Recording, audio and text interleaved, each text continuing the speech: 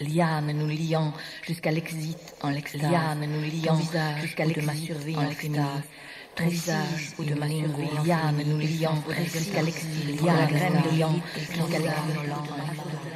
Sur les bords, en marge de l'histoire. L'un du dit, infirmement de l'un. L'un du dit, ou dit de l'un.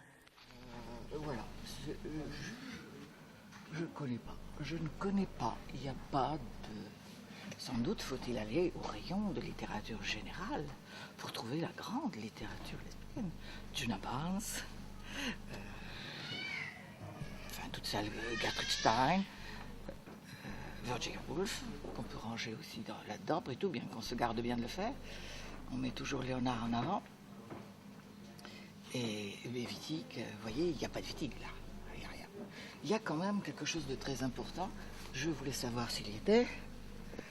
Voilà, le dernier numéro de Bagdam Espace sur Jubilation, dans lequel j'ai écrit un texte sur Valérie Solanas et Cathy Barasque sur la généalogie du mot lesbienne, et d'autres textes très intéressants, en particulier un sur la chorégraphie d'Hélène Marquier. C'est un très bon texte et un bon numéro.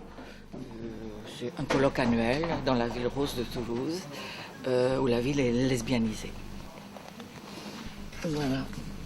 Et vous avez là l'apparente totalité de notre production. Et l'alphabet.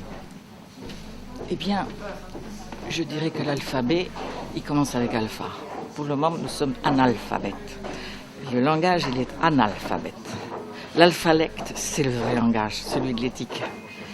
Et là, vous avez l'alphabet. C'est drôle, hein?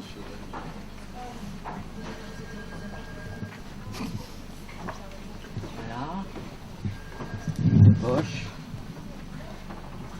Il m'étonnerait fort que nous trouvions des livres lesbiens, même pas radicaux, dans les livres de poche.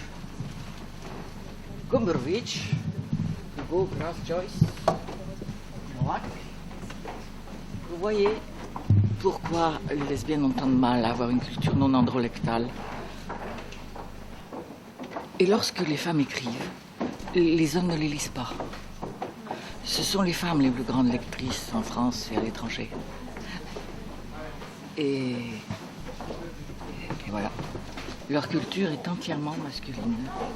D'où la conformité. Elle se conforme. Je me souviens quand j'étais très jeune, je lisais Monterland et je me disais, mais c'est horrible ce qu'écrit Monterland sur les jeunes filles. Et bon, eh bien, c'était ça. Et maintenant, vous avez autre chose qui sera du même ordre. Un peu pire, quoique Monterland.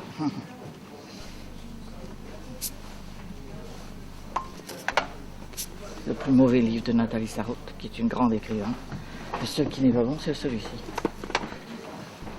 Enfin, disons, moins bon, c'est banal. Je suis effrayée quand je vois le monde du livre. Et pourtant, on est toutes passées par cette androlecture. Il a fallu en passer par là. Nous sommes faites de ce ramassis de lieux communs. Vous voyez, on peut toujours parler de ces fautes. C'est amusant, parce que maintenant, Catherine Millet, Dominique Aubry en son temps, ont parlé de leur sexualité. Mais qu'était-ce que leur sexualité? Qu'était-ce que cette sexualité? Catherine Breillat, qu'est-ce que c'est que la sexualité de Catherine Breillat? Elle dit, je vais prendre un homme qui n'aime pas les femmes, et ça va vous donner quoi? L'objectivité, dit-elle. Et c'est un moment terrifiant que ce film Anatomie de l'enfer. Elle sait quelque chose sur le fait que les hommes n'aiment pas les femmes. Eh bien non, personne ne le dit, que ce film est une démonstration, mais elle prend les devants. Elle dit que c'est un homosexuel, donc il est supposé ne pas aimer les femmes. Mais pourquoi? Qu'est-ce que ça aurait changé quelque chose de prendre un homme qui aime les femmes? Ça aurait changé le rapport au corps de cette femme? Allons donc. Il suffit d'ouvrir les chaînes à une heure tardive. Bon, enfin, je ne vais pas continuer. Voilà, vous avez tous les livres, c'est merveilleux. Nous sommes dans l'antre. Dans l'antre où je me sens le plus mal désormais.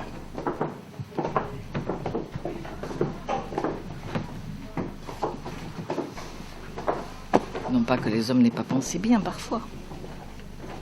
Parfois. Jelinek.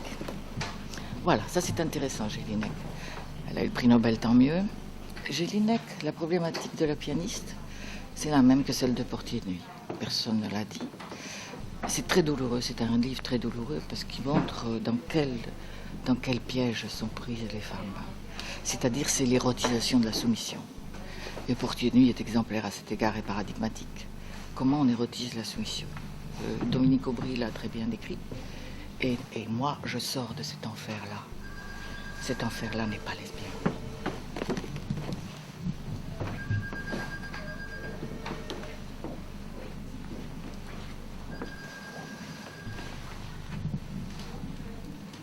J'aime bien cet auteur.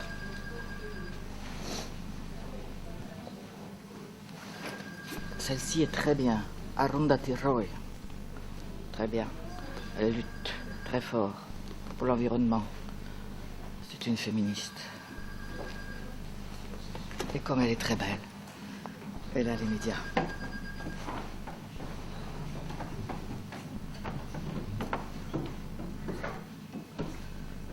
Là, ce sont les Japonais. On a fait le tour. Qu'entend-on par littérature lesbienne? Est-ce qu'on songerait à parler de littérature hétérosexuelle? Bien sûr que non. Or, c'est celle-là qui couvre c'est celle-là qui couvre les étagères des librairies. Et donc, qu'entend-on par littérature lesbienne? Est-ce que Marguerite Yourcenar est productrice d'une littérature lesbienne? On ne peut pas dire ça. Et alors, à quel moment commencerait une littérature lesbienne? Est-ce que ce serait une production d'un organisme qui serait lesbien, ou ce serait une littérature produite par des lesbiennes? Alors effectivement, depuis les années 70, il y a une littérature produite par des lesbiennes. En nombre, c'est ce que je veux dire. Parce que, bien sûr, on a eu Sappho, et puis tout à coup, on a eu Joan Baez, et puis il y a eu Monique Wittig, et depuis les années 70, il y a une littérature lesbienne. Maintenant, est-elle visible? Est-elle reconnue comme littérature? Là est toute la question. Mais qu'est-ce que la littérature?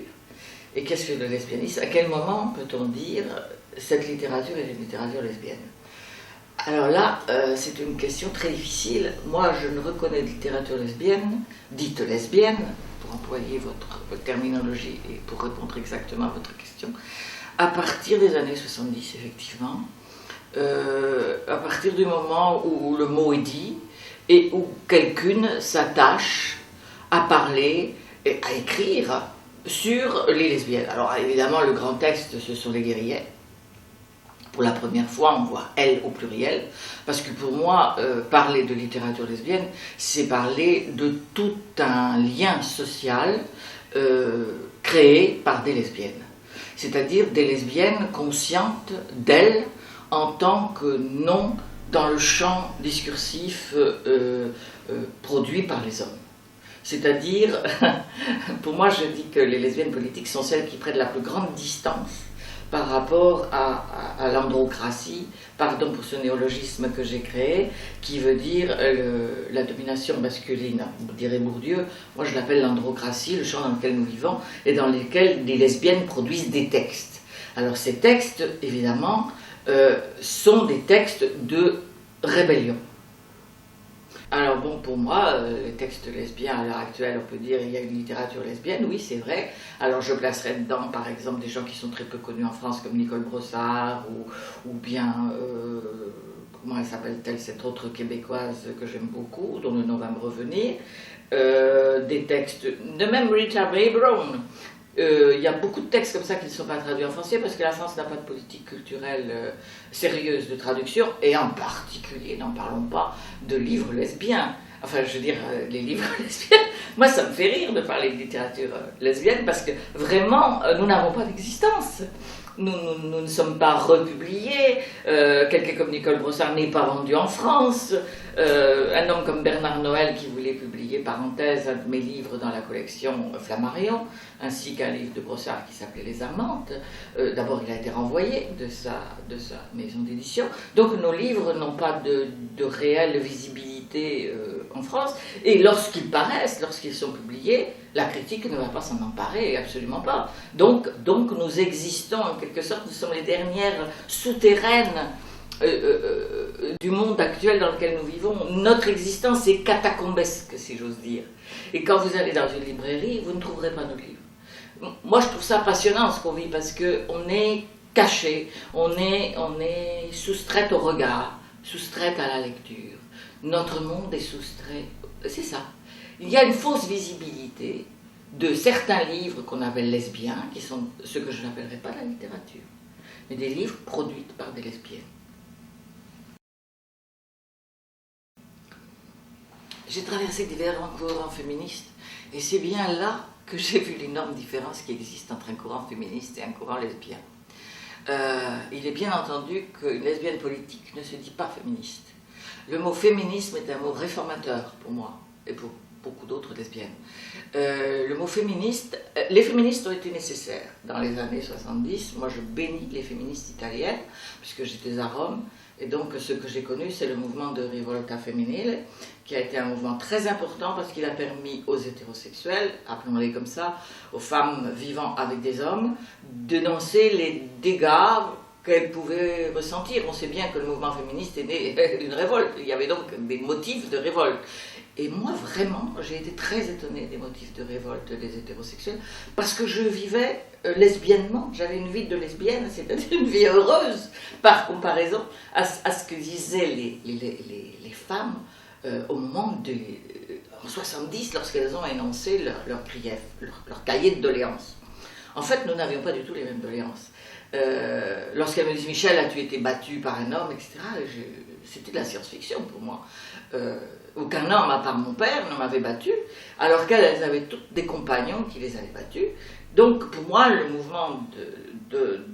les mouvements féministes sont des mouvements qui réclament des réformes à l'intérieur de relations avec des hommes, sans remise en cause profonde du régime politique qu'ont instauré les hommes sur la terre. Ça, vraiment, elles demandent la parité, elles demandent l'avortement, ce qui pour moi me semble des choses absolument abyssalement petites. Abyssalement petites, parce que ce qui m'intéresse, et ce qui intéresse les lesbiennes dites politiques, dites radicales dans mon cas, c'est une refonte totale de la société dans laquelle nous vivons. Ai-je répondu à votre question? Parce que c'est vraiment tout ce que j'ai à dire sur les mouvements féministes. À l'heure actuelle, on a tendance à mettre les gays et les lesbiennes dans le même paquet. Les gays et les lesbiennes auraient les mêmes revendications, l'homoparentalité, la visibilité, les familles, etc. Or ça, j'ai eu l'occasion de l'écrire et de me faire beaucoup d'ennemis chez les gays, ça n'est pas du tout ce que veut une lesbienne radicale ou politique. La société telle qu'elle est ne lui va pas. La société telle qu'elle est, elle veut la changer. Une lesbienne radicale ne veut pas se marier et a priori, elle ne veut pas d'enfants. Elle ne veut pas perpétuer le monde tel qu'il est. Si une lesbienne est vraiment radicale, elle stigmatise en premier lieu l'hétérosexualité comme régime politique. C'est-à-dire qu'à l'heure actuelle, nous ne pouvons pas penser en dehors du « il y a deux sexes ». Le monde est sexué. Je ne nierai pas qu'il y a du sexuel, du sexué, ce serait ridicule. C'est vrai, il y a du sexué, plus qu'on ne croit d'ailleurs. Il y a 5 sexes, il n'y en a pas 2. Bon, et là, il faut aller voir la vue. La question n'est pas qu'il y ait du sexe, comme il y a de la couleur, du noir, du blanc, etc.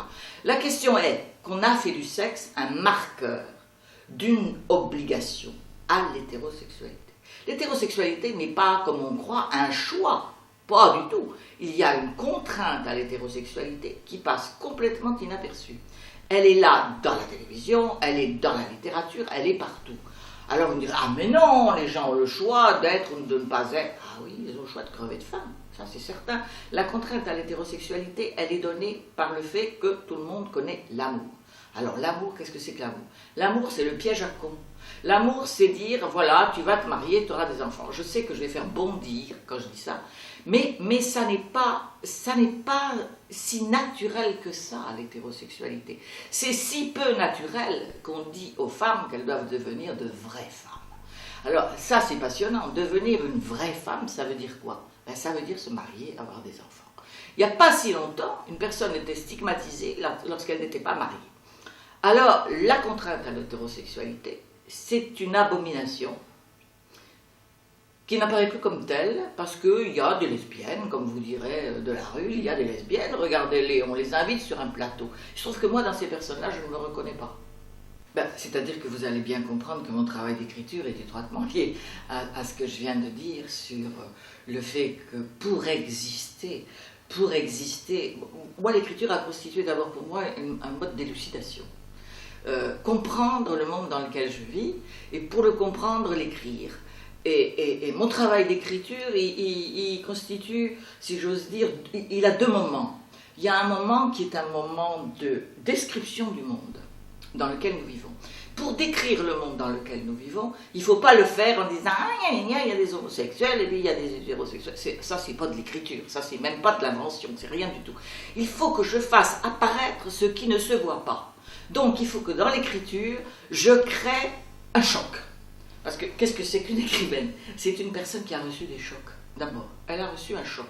Si elle n'avait pas reçu un choc, elle n'écrirait pas. Et qu'est-ce que c'est que le choc qu'elle a reçu? Il lui est donné par le monde dans lequel elle vit. Ce monde ne va pas de soi, pour elle. Ça ne va pas de soi. Rien ne va de soi. Tout ce qui lui est donné comme allant de soi, en particulier dans sa famille, qui est le lieu de reproduction, alors pour le coup, certain de tout ce qui existe, pour elle, ça ne va pas de soi. Rien ne va de soi.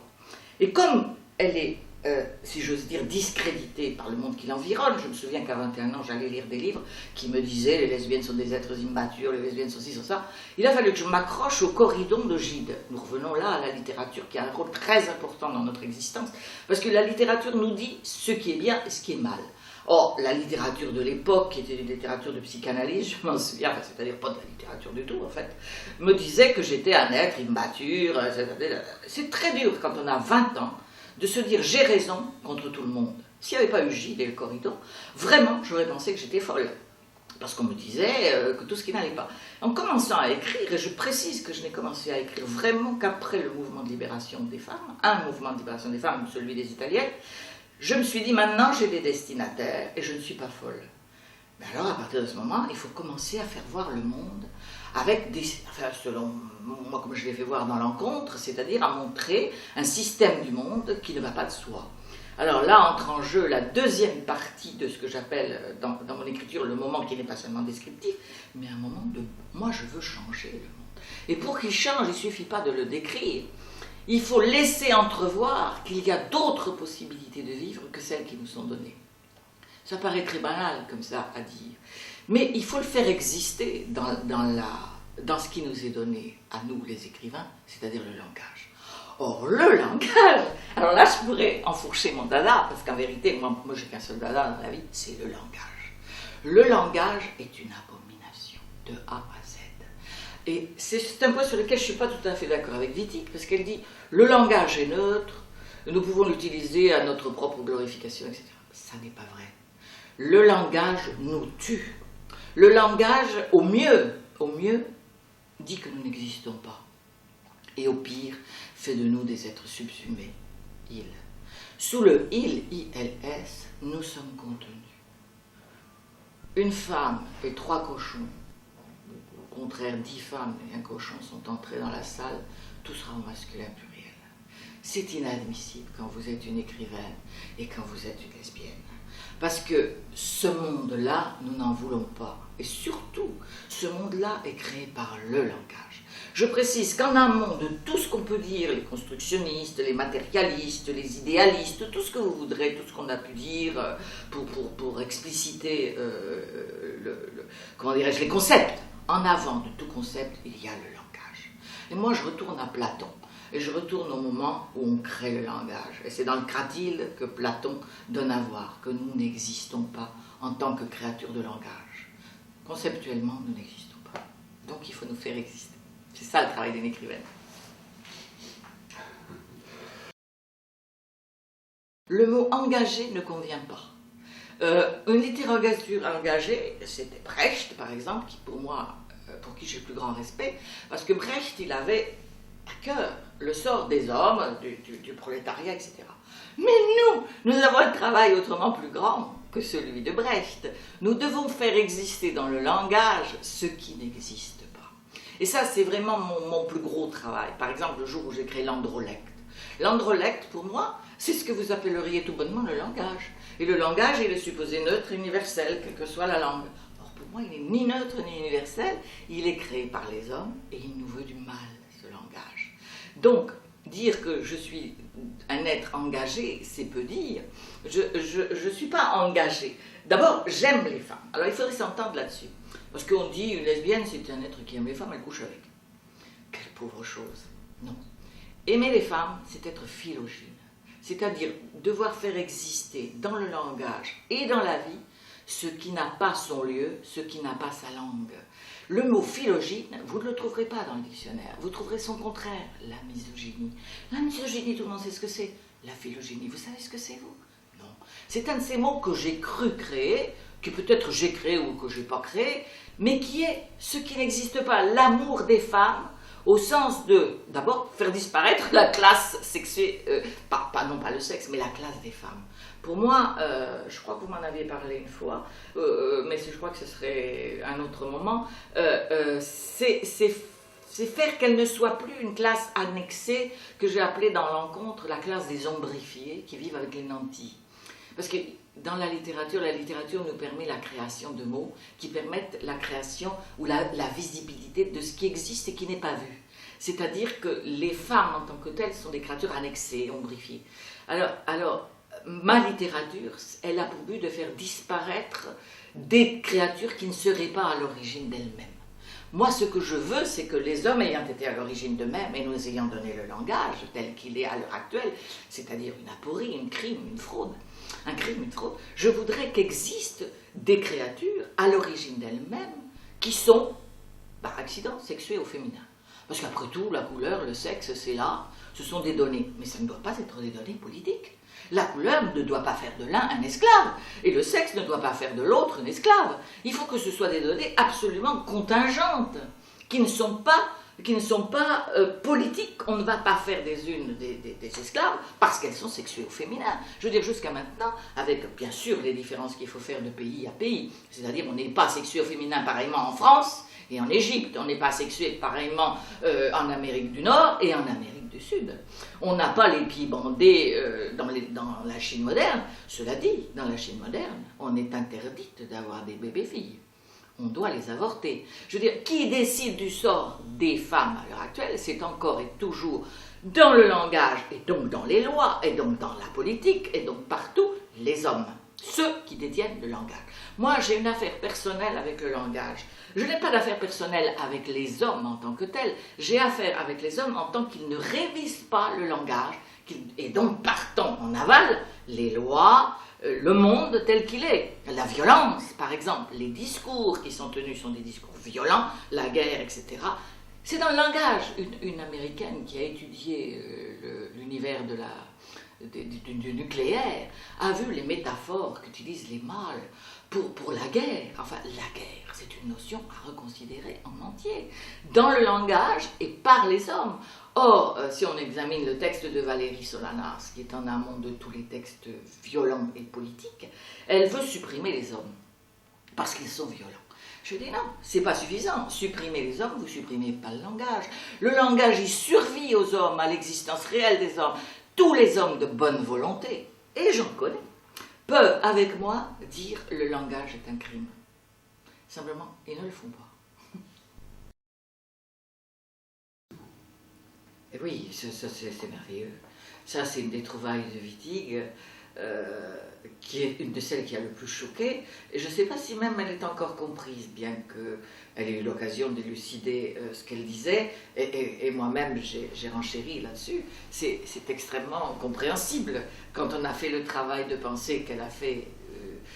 C'est-à-dire, les lesbiennes ne sont pas des femmes. C'est très difficile à comprendre ça même chez les lesbiennes, étonnamment.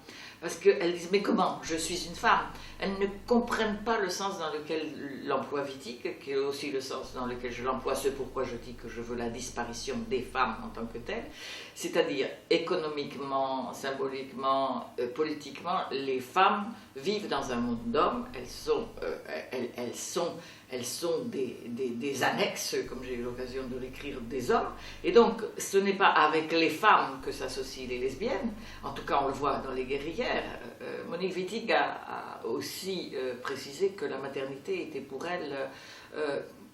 enfin, les Amazones chez Wittig n'ont pas d'enfants, et elle est remarquable par sa position anti-maternité, qui n'est pas, comme on sait, celle des lesbiennes actuelles. Mais il est vrai que les lesbiennes ne sont pas des femmes, est une déclaration politique, éminemment politique, parce qu'elle signifie que symboliquement, économiquement et en dehors de l'anatomie, nous ne sommes pas, parce que je peux employer le nous en l'occurrence, nous ne sommes pas appropriables ni même on ne peut pas non plus nous décrire comme des femmes.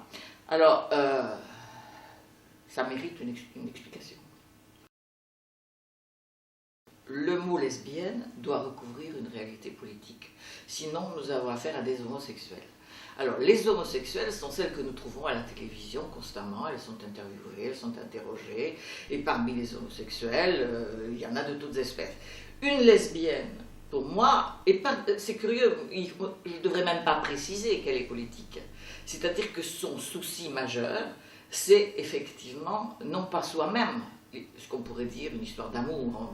Quand on pense aux lesbiennes dans les médias, par exemple, on voit des lesbiennes s'accouplant avec d'autres lesbiennes, ou des femmes, selon l'acception, enfin, c'est exactement wittigienne du terme, c'est-à-dire avec des femmes mariées, des femmes qui vont avoir des enfants, etc. Une lesbienne politique, c'est un concept. Alors, ce concept, parce que le mot lesbienne a été parlé, il a toutes sortes de connotations, mais il appartient à nous, c'est-à-dire nous les écrivains, nous les militantes, nous les lesbiennes, de lui donner le sens qu'il aurait dû avoir dès l'origine du langage. Lorsque chez Platon, dans le Banquet, il fait 3 distinguos. Il dit qu'il y a les hommes avec les hommes avec les femmes, et les femmes avec les femmes. On aurait notre moitié d'orange qui serait tantôt... C'est très amusant, ce mythe de l'origine des lesbiennes. En tout cas, dès l'origine, dans le langage, ce qu'on voit, c'est que les hommes vont avec les hommes. Platon a des mots pour ça. Les hommes peuvent aller avec les femmes, il le faut bien pour la reproduction de l'espèce. Mais il y a une chose qui manque chez Platon, et qui va manquer dans toute l'histoire de l'humanité. C'est les ailes avec les ailes. E-L, enfin, 2 L, E-S. Ça n'a pas sa place. C'est considéré comme inexistant, déjà chez Platon, puisque la femme n'a pas d'existence dans l'humanité chez Platon. Dès l'origine du langage, elle est considérée comme espèce étrangère, c'est-à-dire non appartenante à l'humanité. Alors, il est bien évident que le premier sujet qui peut faire apparaître le « elle », c'est une lesbienne, parce qu'une lesbienne, elle est à l'origine des phénomènes. Elle ne s'en remet pas à aucun homme, ni pour dire qui elle est, ni pour dire ce qu'elle doit faire, ni pour rien. Et quel est le premier devoir de cette créature qui existait chez Platon, mais qui n'a pas eu d'existence dans l'histoire, une elle qui aime une elle et qui fait société avec elle? Ce qu'on sait, c'est qu'on vit dans une société d'hommes qui aiment les hommes. Ah, ça c'est certain. Socialement, politiquement, économiquement, cette société-là, si bien décrite par Platon dans le Banquet, elle a fait florès. Et que les hommes épousent des femmes ou pas, elle a fait florès. Mais ce qui manque dans l'histoire, conceptuellement, c'est l'histoire d'une aile avec une aile, et qui ferait société, qui non seulement ferait lien social, lien amical, lien amoureux, mais qui ferait société. Or, moi, je commence là où s'arrête Wittig, parce que Wittig est morte, on ne sait pas ce qu'aurait fait Wittig à la suite de ce qu'elle a déjà dit et fait, mais maintenant, cette lesbienne qui n'est pas une femme, on ne peut pas décrire une lesbienne sur une proposition négative, il faut une proposition positive. Et cette proposition positive, enfin, c'est là que je voudrais m'inscrire, dire, mais à l'origine de quoi est-elle cette lesbienne? Eh bien, contrairement à ce qu'on pourrait croire, elle n'est pas à l'origine d'une autre aporie qui ferait qu'on aurait encore un langage qui serait injuste et qui supprimerait les hommes de l'humanité, comme les hommes l'ont fait avec nous, en disant les femmes elles comptent pas, on va les subsumer, elles seront des reproductrices, elles seront des putes, elles seront ce qu'on sait qu'elles sont. Non, moi j'ai une vision du monde qui exige un langage dans lequel soient inclus tous les êtres humains, sans que le marqueur catégoriel soit le sexe. Je ne veux plus du sexe comme marqueur catégoriel parce que le sexe a fait le mal que l'on sait. Le sexe a permis qu'on décrète que les femmes seraient des reproductrices, seraient ceci, seraient cela, et n'auraient pas d'existence conceptuelle. Ce qui est une abomination des abominations. On ne connaît aucune femme, entre 22 guillemets, à l'origine de lois, de règlements sur la Terre. Nous vivons dans une fausse mixité où toutes les lois émanent des hommes. Si en ce moment on cherchait une terre de refuge pour les femmes maltraitées, par exemple les femmes battues, on commence à savoir qu'il n'y en a pas 10%, mais 90%, les femmes violées pendant les guerres, etc. Si on cherchait un espace sur la terre où mettre ces femmes, eh bien on ne trouverait pas un seul espace. Parce que tous les espaces de la terre sont dits mixtes, c'est-à-dire que, abusivement, tous les espaces de la Terre sont commandés, ordonnés et politiquement décidés par des hommes. Et alors, à côté, vous avez par exemple M. Bush et Mme Bush. Qu'est-ce que Mme Bush sur la Terre? Ça n'est rien. Et qu'est-ce que Mme si, Mme ça? Et quand Mme Thatcher était au pouvoir, qu'est-ce que c'était que Mme Thatcher? C'était une émanation du masculin. Mme Thatcher n'était même pas une féministe.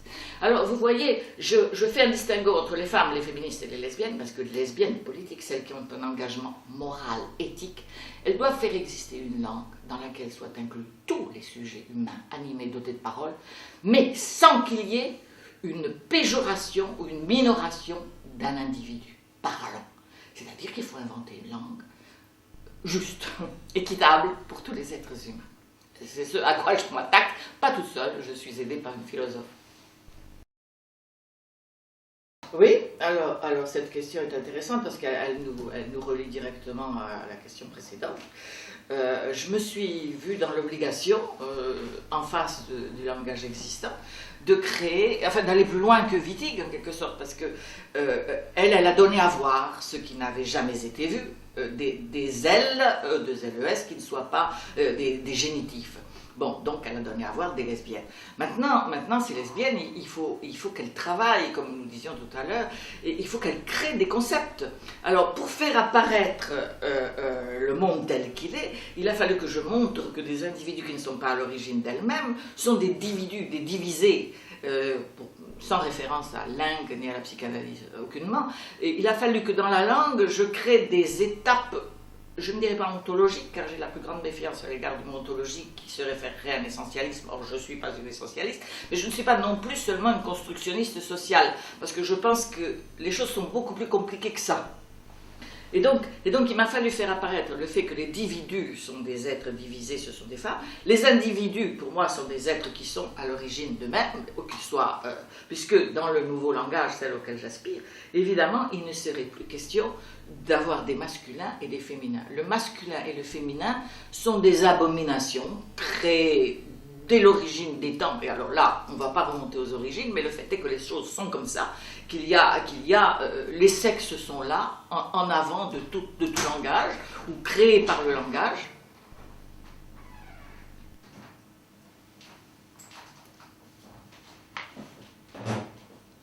Et que pour nous défaire de cette abomination qui est là, nous devons revoir entièrement tous les concepts et imaginer, c'est là qu'il faut un ingénium, ce que serait un monde dans lequel, par exemple, dans la rue, on ne saurait pas qui est qui. Alors ça, c'est une horreur pour un ethopsychiatre comme Devereux d'imaginer un monde dans lequel on ne saurait pas qui est qui. Mais ça, c'est un monde éthique, dans lequel les individus créeraient, mais évidemment j'ai beaucoup de travail à faire là, parce que c'est quelque chose qui n'est pas conçu, et ça n'est pas un au-delà du genre dont je vous parle, quelque chose qui serait neutre, parce que moi le neutre ça ne résout rien. Ça ne résout rien. Anatomiquement, nous resterons des êtres qui se reproduiront selon des modalités créées par la chair. La chair a ses exigences, l'anatomie, mais elle ne doit pas être, comment dirais-je, elle ne doit pas être normative ni prescriptive. À l'heure actuelle, nous ne connaissons que le normatif et le prescriptif anatomique. Et une des anatomies, celle qui a protubérance antérieure-inférieure, je les ai appelées dans l'encontre, dicte les lois de la Terre et du comment ça doit se faire.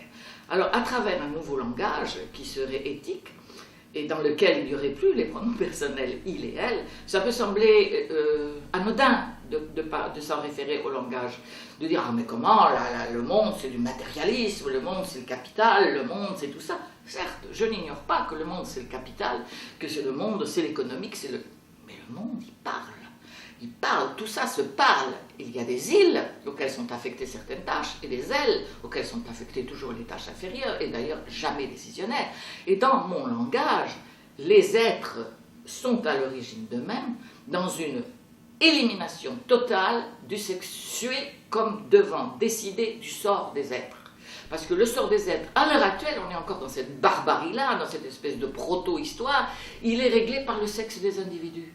Alors, évidemment, les queers jouent avec ça. Ils disent « Ah, mais on est dans un au-delà du genre ». Il ne faut que conforter l'existence des genres. Que les hommes s'habillent en femmes, comme Vincent McDoom, qui, entre parenthèses, on ne verrait pas une lesbienne à la place de Vincent McDoom habillée en homme.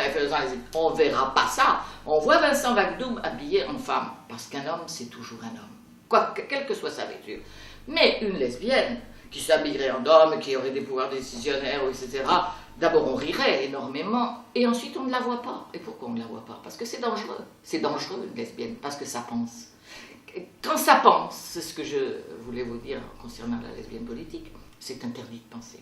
C'est interdit d'imaginer un monde éthique. Le monde doit être, et je ne sais pas pour quelle raison, continuellement cette aporie, cette fraude dans laquelle nous vivons, et qui fait des malheureux. Parce que personne n'est heureux, pas plus les riches que les pauvres. Les riches ont leurs problèmes, comme chacun sait. Et à l'heure actuelle, il y a quand même une anomalie. Moi, c'est la mienne. Je ne fais pas de politique au sens politicien du terme. Moi, je suis un être politique au sens là où je peux l'être, c'est-à-dire dans le langage.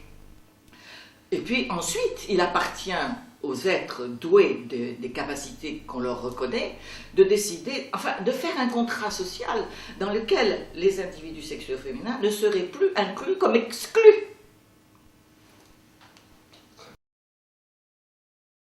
Je ne crois absolument pas à la politique des identités des queers. Je trouve que c'est merveilleux qu'ils aient pu ludiquement passer partout. D'ailleurs, il faut s'interroger sur le pourquoi ils passent partout. Pourquoi ils sont si populaires. Quand quelque chose est très subversif et vraiment dangereux, ça ne passe pas partout. Ils ont repris des choses foncières de Wittig très importantes dans laquelle elle a mis tout son corps et son cœur, des choses qui font mourir les individus qui sont à l'origine de ces pensées-là, et ils jouent avec les genres en disant les hommes peuvent être les femmes peuvent être des hommes. Mais qu'est-ce que ça change ça? Il y a toujours de l'oppression quelque part. Et moi je veux bien qu'on joue avec les genres, moi je veux bien, j'ai aucun a priori contre ça. Le cunning lingua leur est très cher, et enfin moi j'ai écrit tout un texte sur les queers dans ma petite taxonomie des lesbiennes. J'aimerais que ce soit plus sérieux que ça, c'est-à-dire que Wittig soit comprise là où elle est comprise, là où elle doit être comprise, et que on considère qu'il y a un genre sur la Terre qui est opprimé, et que c'est le genre féminin, et que ce genre doit disparaître en tant que tel. Sur ce point-là, je peux être d'accord avec eux, s'ils veulent bien s'attacher à la considération du politique, de ce que ça signifie les genres. Ça n'est pas seulement s'habiller et jouer. Cela dit, il se peut que les queers soient aussi très incompris de moi. Mais je ne crois pas. Je crois vraiment que ça n'est pas suffisamment sérieux. Même une Judith Butler, je ne la trouve pas suffisamment attachée au problème de l'oppression des femmes. C'est comme si on avait évacué le problème politique, comme si c'était possible à l'heure actuelle de faire comme si ça n'existait plus. Alors que ça existe plus que jamais à cause justement du capital, du capitalisme et du monde dans lequel nous vivons. Ce problème-là, parce que quand même, on fait apparaître, grâce au féminisme je dois dire, le fait qu'il y a des femmes battues, parce que les féministes, elles ont fait un énorme travail, tout à coquiner qu'elles soient avec les hommes, ou peut-être parce qu'à coquiner avec les hommes, elles leur demandent à leurs compagnons, qui d'eux-mêmes ne le feraient pas, comme on voit en Espagne, de lutter contre certaines injustices du sort, mais qui est, pour moi, très minimaliste. C'est-à-dire, c'est élémentaire de ne pas battre sa femme, n'est-ce pas? Alors, on ne va pas demander des choses aussi béaba. Eh bien si, en androcratie, il faut les demander. Parce que nous sommes dans un proto-histoire barbare. J'aimerais bien que ce soit mon dernier mot.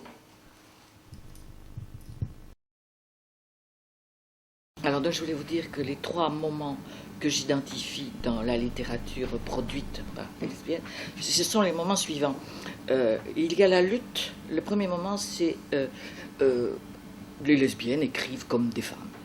Alors c'est Marguerite Yourcenar, ce sont des textes qui ne remettent pas en cause la société telle qu'elle est, et qui même, si possible, décrivent par exemple des gays.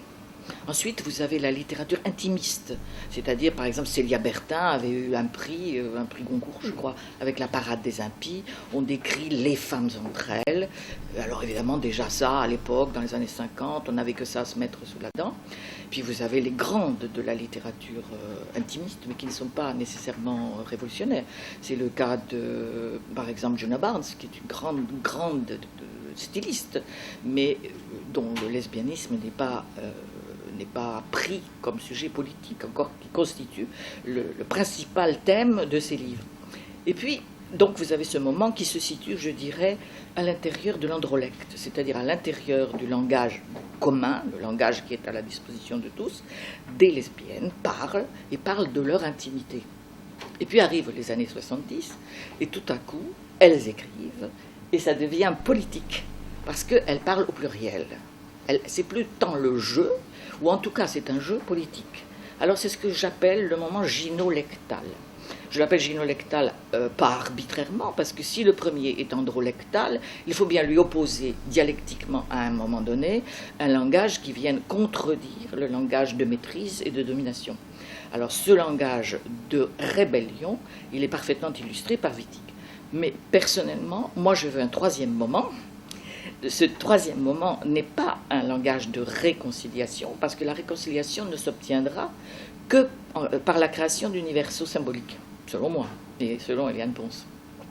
Et la création d'universaux symboliques implique que les deux genres disparaissent en tant que l'un dominant et l'autre dominé.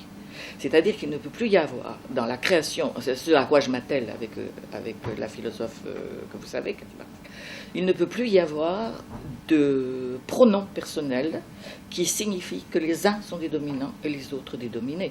Qu'ils le sachent ou qu'ils ne le sachent pas, qu'ils en soient conscients, informés, ou qu'ils n'en soient pas informés, parce que bien sûr, ils et elles ne savent pas toujours qu'ils sont ils et elles. Or, il y a là une bipolarité qui est sociale, il n'y a pas de langage naturel, le langage il a été créé, il a été institué, et il a été pris par un seul détenteur, anatomiquement de ces protubérances antérieures supérieures. Et c'est ce que je veux corriger. Évidemment, une écrivain a tous les droits, elle a même le droit d'être démiurge. Je ne dirais pas seulement que c'est son droit, mais c'est son devoir.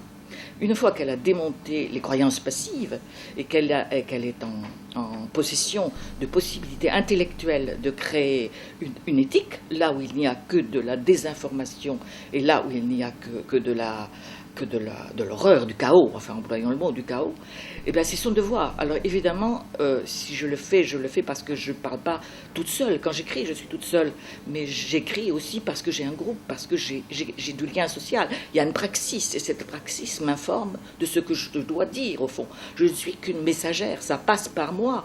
Si vous voulez, c'est un phénomène de réceptivité, au fond. Mais je suis informée par le groupe qui m'a donné son soutien, que ce groupe le sache ou pas, mais j'ai un rapport d'adresse. Voilà, c'est ce que je voulais dire. J'ai un rapport d'adresse, alors qu'avant les années 70, je n'avais pas de rapport d'adresse. Lorsque, prenant mon manuscrit, je l'envoie à Wittig, c'est un geste, si vous voulez, symbolique, qui fait que je l'ai élu comme celle parmi toutes qui pouvait entendre mon message, le recueillir, et bien sûr, elle ne pouvait pas deviner même que je vivrais assez longtemps pour aller plus loin qu'elle et essayer de faire ce qu'elle souhaite dans Les Guerrières, c'est-à-dire prendre le langage et le mettre à la poubelle et travailler là-dessus. Elle n'a pas eu le temps de le faire. Peut-être ne l'aurait-elle pas fait, tant son travail à elle est considérable. Mais maintenant, il m'appartient à moi et aux jeunes qui me connaissent et qui sont en rapport avec moi, de savoir que c'est là, le nœud est là dans le langage. Voilà ce que je voulais préciser très exactement. Les trois moments. Androlecte, gynolecte, alphalecte. L'alpha étant un symbole qui n'a pas... Si vous voulez, c'est une fondation sans meurtre. Toutes les fondations de l'histoire de l'humanité ont été des meurtres à l'origine. Le meurtre du père, le meurtre qui est... C'est pas vrai d'ailleurs, il n'y a pas de meurtre du père, il y a meurtre de la mère, meurtre de la femme. Dans le langage, ça c'est sûr et certain. Et donc moi, ça me préoccupe, ça m'occupe et ça me tient depuis que j'écris. Liane nous liant jusqu'à l'exit en l'extase. Liane nous liant jusqu'à l'exit en l'extase. ton visage ou de ma liane nous liant jusqu'à l'exil, la graine de lion jusqu'à l'exil, que la graine de ton visage, infatigable griotte en terre non promise, infatigable griotte en terre non promise, que la graine de alma mater, infatigable griotte en terre non promise, infatigable griotte en terre alma mater, je te le promets la sur ta bouche, alma mater, mes mains sur ta bouche, présent d'une passion, jusqu'à l'exil, en l'extase, jusqu'à l'exil, sur les bords, en brisage, sur les bords, nous liant jusqu'à l'exil, la graine de lion, jusqu'à l'exil, que la graine de ton visage, infatigable griotte en terre non promise, infatigable griotte en terre non promise, mes mains sur ta bouche, que la graine de alma mater, infatigable griotte en terre non promise, infatigable griotte en terre alma mater, je te le promets la sur ta bouche, alma mater, mes mains sur ta bouche, présent d'une passion, jusqu'à l'exil, jusqu'à l'exil, en brisage, sur les bords, jusqu'à l'exil, la graine de lion, jusqu'à l'exil, que la graine de ton visage, infatigable griotte en terre non promise, infatigable griotte en terre non promise, mes mains sur ta bouche, que la graine de alma mater, infatigable griotte en terre non promise, infatigable griotte en terre alma mater, je te le promets la sur ta bouche, alma mater, mes mains sur ta bouche, présent d'une passion, jusqu'à l'exil, jusqu'à l'exil, en brisage, sur les bords, jusqu'à l'exil, la graine de lion, jusqu'à l'exil, que la graine de ton visage, infatigable griotte en terre non promise, infatigable griotte en terre non promise, mes mains sur ta bouche, que la graine de alma mater, infatigable griotte en terre non promise, infatigable griotte en terre alma mater, je te le promets la sur ta bouche, alma mater, mes mains sur ta bouche, présent d'une passion du pouvoir, l'histoire infiniment à côté, sur les bords, en marge, sur les bords, en marge, infirmant de l'histoire, l'un du dit, infirmant de l'un, du dit, au dit de l'un.